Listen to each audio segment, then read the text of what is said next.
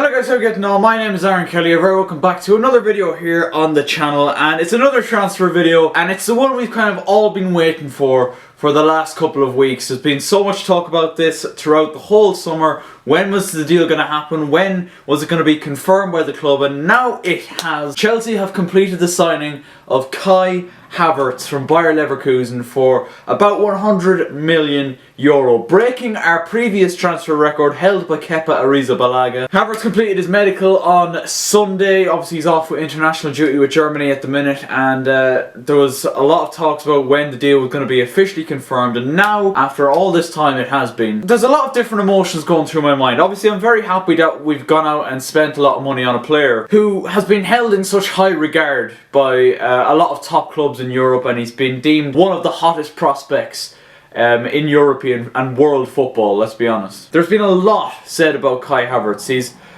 very young, 21 years old, attacking midfielder, very bright, very lively, has very much impressed a lot of teams over the last couple of seasons with Bayer Leverkusen. But when I heard that he was going to be Chelsea's #1 transfer target this summer, I wasn't sure how to feel, because generally I was kind of feeling that, is he a player we genuinely need? Obviously at the time when we were first linked with Kai Havertz, I felt like there was a lot more areas where we needed to improve. Obviously the left back role, the centre back role, and goalkeeper being the main three. And obviously we've established two of them now by signing Ben Chilwell at left back, and obviously Thiago Silva and Malang Sarr for centre backs. But still no goalkeeper, and that is a big concern, especially when we spent so much money on Kai Havertz. I don't want to get, this off to the worst possible start, but 100 million for any player is a lot of money, and with that money comes a lot of pressure. And as we all know, as I've said already, he's been held in such high regard. He's been linked with some of Europe's top clubs. Now that he's signed for Chelsea,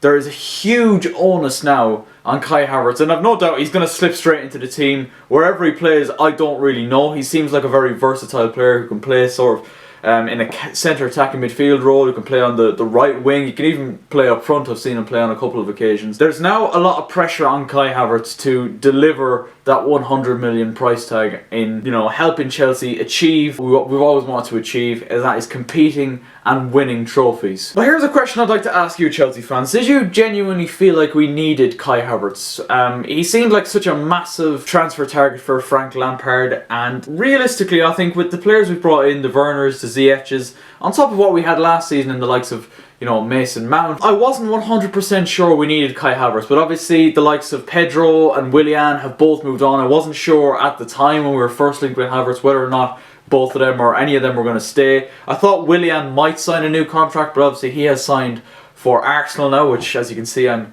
visibly delighted about. But now, after they've left, I do think Kai Havertz can come in and play a very, very important role in this Chelsea team. I'm not exactly sure where Frank Lampard is going to fit him into the system, but that's something that's going to be, interesting to find out along the way. The signing of Kai Havertz has very much cemented the ambition that Chelsea Football Club have shown over the course of this summer transfer window.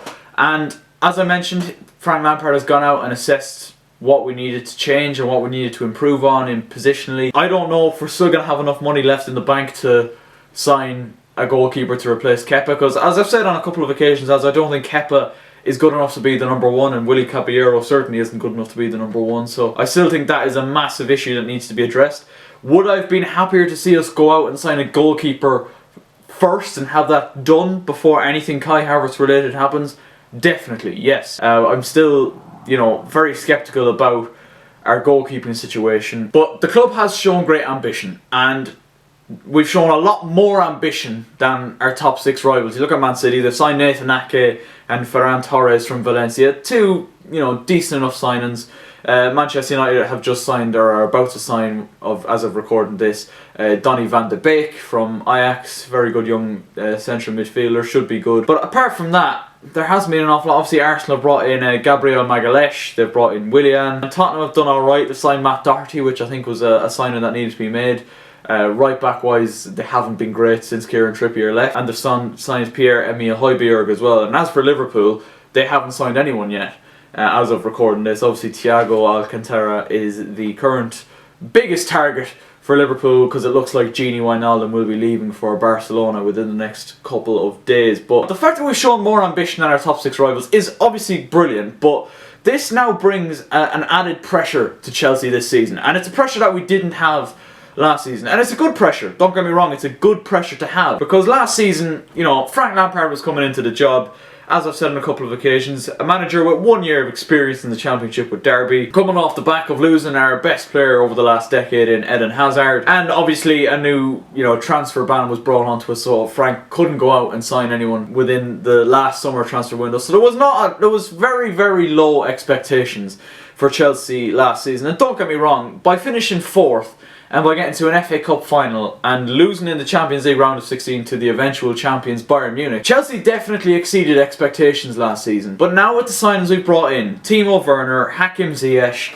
Thiago Silva, Ben Chilwell, and now Kai Havertz on top of that, there is going to be a huge expectation on Chelsea to not only get top 4, that will probably be the minimum expectancy between fans and pundits alike. Chelsea will now this season be expected to really compete for the Premier League title, and I would have to agree with that. I think with the signings we've made, and apparently we're not done business yet, with the signings we have made, it's a huge statement with the kind of names we've seen coming in the door. Massive names in European football. There is no reason why now Chelsea should not compete for the Premier League title, and I will have my Premier League predictions video, you know, everyone's favourite video of the year, coming out hopefully within the next couple of days, because the season starts not this weekend but the following weekend, so that video will be out within the next couple of days. But Kai Havertz to Chelsea is done. Yeah, I'm looking forward to see how he delivers. Obviously the price tag is massive, there's going to be huge expectancy on him, and I'm very excited to see how he delivers. Chelsea fans, let me know your thoughts on the signing in the comment section down below. And answer me this: would you have been happier to see us sign a goalkeeper first before doing anything Kai Havertz related? I know I would have, but hopefully